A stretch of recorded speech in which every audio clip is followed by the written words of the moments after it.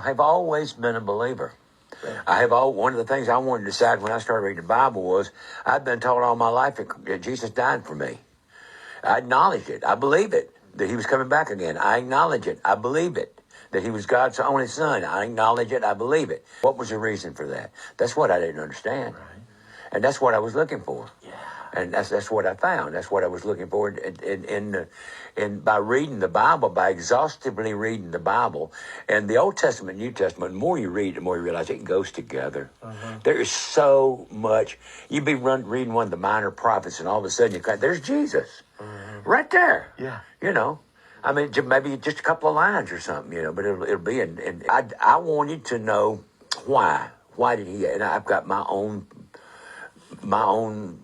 way that I feel about why he did, why he had to die. What do you think? He broke. There had never been. Adam was sinless. They took a bite out of that apple or cherry or peach or whatever it was. That we probably don't grow here anymore. Maybe not. I mean, if it's that simple, all you had to do is keep. I wouldn't want to have a stay away from that tree. I'd be worried about putting a big fence around. I know it. But you know, he was sinless, and then when he did that, and what he did, it was not actually eating the fruit; he was disobeying God. That, you know, God told him not to do that. The only thing he told him, you got all these trees out here. You got all this place. You got this beautiful lady that, you know, you keep company with. And you got all these things. And, you know, you just stay away from that tree right there. And he couldn't do it. So sin entered into mankind. And when we were born into sin, the Bible tells us we were born into sin. Jesus never sinned. He was born a woman. He was born of woman. Of woman. Yeah, not by man. He was born of woman. Right. He was the only other sinless person that ever came along.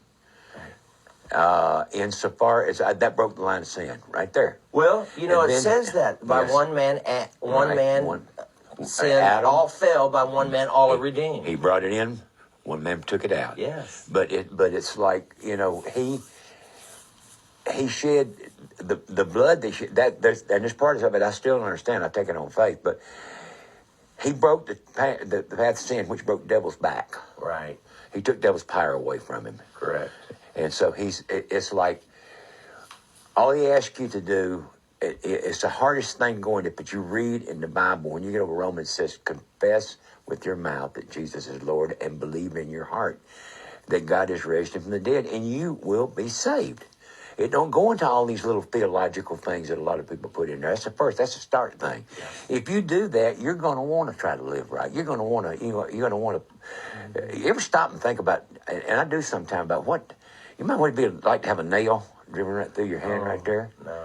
And the only way you can breathe is to push up the nails on your feet. And at any time, and I keep thinking, my gosh, if that had been me, I'd have had them angels down here just doing away with everybody, right? You know, absolutely. I mean, but yet he hung there for I think 6 hours or something like that. What if that had been your son on that? I just can't, you know, I can't imagine.